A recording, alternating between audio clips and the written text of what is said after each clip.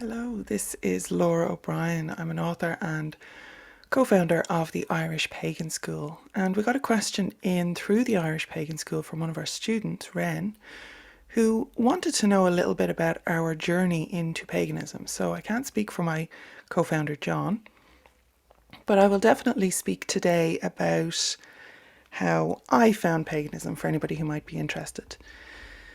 So I grew up in the 80s and 90s in Dublin, in Ireland. And by the time I got to my late teens, 14, 15, 16, I was out in Lusk in North County Dublin. So still in County Dublin, but not quite as urban as the rest of the county. So when I was 15, I had an experience which basically taught me that there was a goddess, which is a thing that I had never considered before. I was visited in a vision by a goddess who offered me a path that was away from everything that I currently knew. All my friends, all my family, all my society, my culture, it was going to be different. And I took her up on that offer. And I was 14 or 15, I was in secondary school, and it was literally in the oratory in the old convent, the old Catholic convent in my secondary school where this happened, where one of our religion teachers had decided that we were going to do some guided meditation. So there was candles and incense and all the rest of it. So that was interesting. And I didn't really have any context for it. I didn't know what to do with it. This was in the mid-90s, so there was no internet or, useful pagan bookshops or cafes that I was aware of anyway. There were pagans practicing in Ireland, but they were relatively underground. They would have had a couple of media appearances, particularly Janet and Stuart Farrer, who had started practicing in a Wiccan coven, or started running a Wiccan coven in Swords in County Dublin. But by the time I moved out to North County Dublin, they were in Meath, I believe. So they'd had some media appearances, but I wouldn't have known what to look for, So I met somebody when I was 16, just turned 16. I met somebody who had travelled enough to know or to be able to access pagan books, so had access to pagan books from English bookshops. And he was able to provide me with some reading material. And the first book I read, up until that point, I thought I had my own religion. I had symbols for my religion. The goddess was the mistress of the light, don't laugh. And how I drew her symbolically was kind of a female figure with arms up and holding the moon, actually, a full moon. And the first book that I read was Vivian Crowley, Phoenix from the Flame. And that taught me straight off that I wasn't on my own, which was huge, that there was a whole thing called paganism. I had been aware maybe of classical paganism, of, Greek and Roman and Egyptian mythology, had never connected our own Irish mythology with gods and goddesses or any kind of paganism up until that point. And even actually beyond that point, I was very caught up in Greek stuff actually at the time, and very interested in that, which, is makes sense, I suppose. It tracks because Greece is supposed to be where some of our Laura Gabala Air in our Book of Invasions, apparently some of our tribes ended up in Greece, the Firbolg, I believe, who then came back to Ireland. So maybe there's some kind of connection going on there. I don't know. But anyway, I was very interested in Greece and just was reading anything I was able to get my hands on. And again, in Ireland at the time, very Catholic country, into the late 90s in Ireland, there was nothing available. This same person who had given me the reading material was getting letters from, this is how old it was, long ago it was getting letters from the Pagan Federation in Scotland, who covered Ireland as well. There was no Pagan Federation in Ireland. So he got a letter with some contacts for people who had agreed, obviously, to be available for contact. So we could have written to those, or he could have. I couldn't because I wasn't 18 yet. But then after I turned 18, just as I turned 18, actually, a moot was starting. So a moot is a monthly pagan meeting, a social meeting, not usually a teaching situation, just social and networking. So we got news that the first moot was happening in January. I can't even remember what year this was. I want to say 95, maybe 95, 96. And it was happening in a bookshop behind Dublin Castle, run by three people of differing practices, as far as I know. And I didn't make it to the first one, but I made it to the one in February, the second one. And that was where I met Barbara Lee. And Barbara Lee was and is a traditional Wiccan high priestess of the Janet and Stuart Farrar lineage, going back to Alexander's. So that was, and me and Barbara clicked straight off. So I ended up coming back from Galway, where I was studying in college at the time. I left college and came back to live with my parents and study witchcraft. Made sense at the time. So, and I really threw myself into it. So that, within that traditional Wiccan coven situation, that was where I found community for the first time. That was where I found family. Barbara Lee I still consider her my witch mammy. I went through my Wiccan degrees, so first, second and third. I am a completely bona fide Wiccan high priestess. If I ever wanted to step back into that, I would know exactly what to do. I have all the training and the initiation lineage and all that stuff. But it isn't something that appealed to my spirituality, really. And I engaged with it fully while I was there, for sure. And I learned so much about ritual structure, about magic, about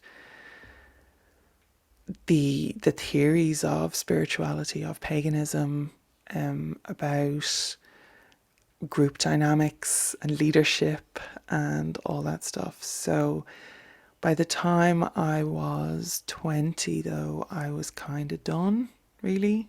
Almost done. I'd gotten my second degree at that point and wanted the third degree just to kind of complete the cycle, and was moving to Roscommon. I turned 21. No, actually, sorry, I moved to Kilkenny first. Turned 21 and was having my first baby and moved to Kilkenny and was working quite loosely with the woman whose land we were living on in Kilkenny, Mary. Shout out to Mary. Love her still. And we were, again, loosely working Wicca at that point. So I had my first child and was still involved in the coven in Dublin. Was still doing it, and again was still working towards my third degree. So from Kilkenny we moved to Dublin after that for a wee while. My children's father had gotten a job in Dublin, so we had to move back to Dublin, and I had my second child in Dublin. And again, was still working with the coven. I think maybe I got my second degree after I turned 21, I believe, or around that time anyway. I could look it up. I have records in journals somewhere, but I just can't remember off the top of my head. And then when I'd had my second child, that was 2001. And that was when I moved to Roscommon. And when I moved to Roscommon, things started to really shift and change for me. We were going to move to Clare first, but we ended up getting a house in Roscommon. And when we were buying the house or anything, I hadn't realised that we were a stone's throw from Rathcroghan, Cruachan, home of Queen Maeve, the Morrigan, site of the Tonbo Coolnia, start and end of the Tonbo Coolnia, the cattle raid of Cooley.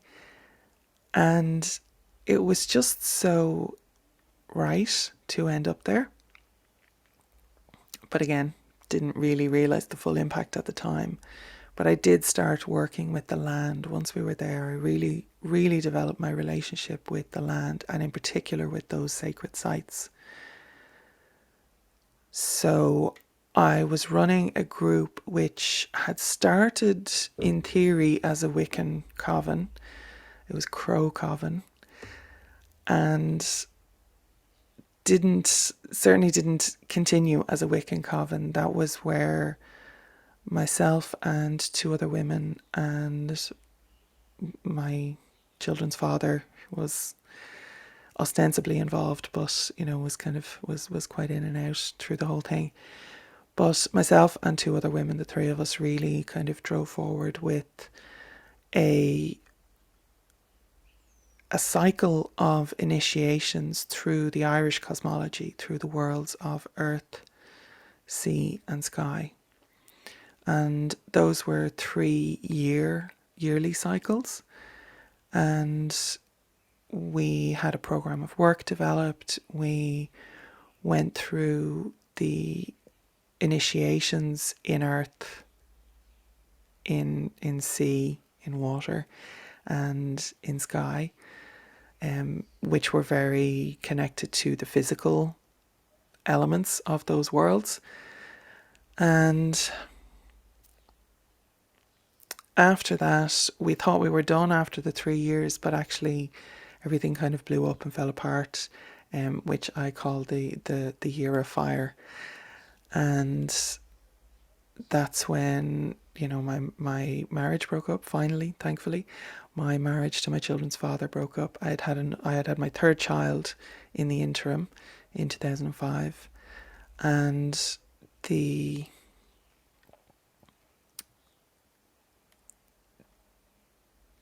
coven, the relationships with those women blew apart. One of them moved internationally, and I stopped speaking to one, or she stopped speaking to me for a while. So yeah, I really call that, like, our relationships just kind of blew apart. So that was our year of fire. And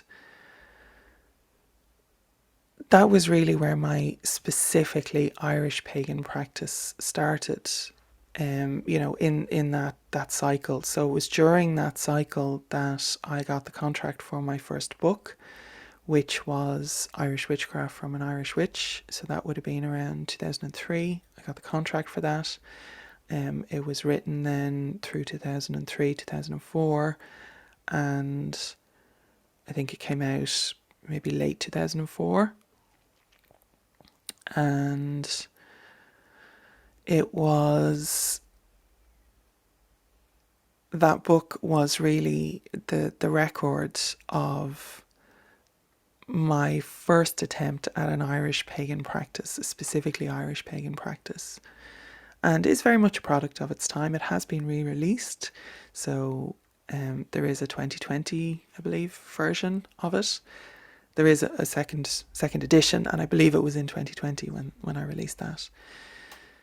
So I had also gotten the job as the manager, started as a tour guide, became the manager very quickly of the Rathcroghan Visitor Centre, or Cruachanee as it was called at the time, and continued to work then professionally as an Irish heritage manager, advisor, guide. And again, that really bedded me into the landscape, to the culture, to the heritage. So all of that was going on. And in that time as well, I had agreed to work for the Morrigan. And that's a whole other story, I think. But I had ended up in a position where I made a deal with the Morrigan and agreed to work with her exclusively. So a lot of my cave work started there, my initiations through the cave, my spiritual development, my studies of the lore, of the mythology. That was all really through that whole period, and was when that started. And it built on what I already had in my life, which was a grounding in Irish folklore, customs, maybe a little bit of like magical stuff, but nothing, folk magic, but nothing kind of overt, I suppose. And that would have been just through my family traditions, through being up and down to Clare, through the people that I knew, through my nana, and just general seeping in of the living traditions that are still very much a part of Irish culture that I would have been imbued with my entire life. And the other world was very close for me through that whole period. Once I moved to Roscommon, really, my journeying in the Irish other world, which had always been happening through my whole life, but I knew enough at that point to begin to make a process of it, or a system of it. And I specifically worked with guides to refine that and to make sure that that was happening in the right way, that it was authentic to what they wanted. This is my otherworldly guides. So there was a lot going on at that time, and that's where my guided journeying practice started, my particular technique, which again you can take a free class at theirishpaganschool.com if you want, on the meditation and guided journeying technique that I use, that was developed through that time and through that process. And that really formed the basis, I think, of everything that I was doing, that and my physical connection to the landscape, and my studies of the mythology, and just showing up every day for the gods, guides and guardians that I was working with, showing up for community, being available for, as a guide for people who were physically coming on pilgrimages to this sacred landscape. My work with Maeve started at that time as well, and while I'm not technically a priest of Maeve, we have a very good working relationship. So